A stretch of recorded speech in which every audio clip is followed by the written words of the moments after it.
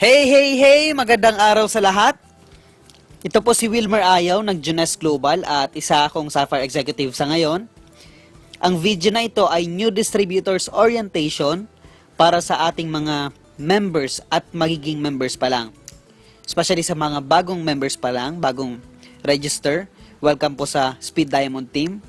At itong tutorial ay para sa lahat ng impormasyon na kailangan ninyong malaman about sa inyong replicated website or virtual business.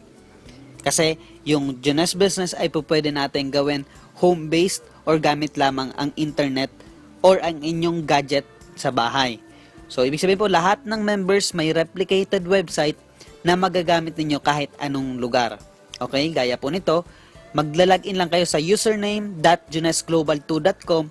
Yan yung nilagay ninyong username. So, kapag nag-register kayo, yung username na gusto niyo, favorite name, whatever, yan ang ilalagay ninyo para makapag-login sa inyong virtual business or replicated website. So, again, username.junesglobal2.com at mapupunta kayo sa inyong website.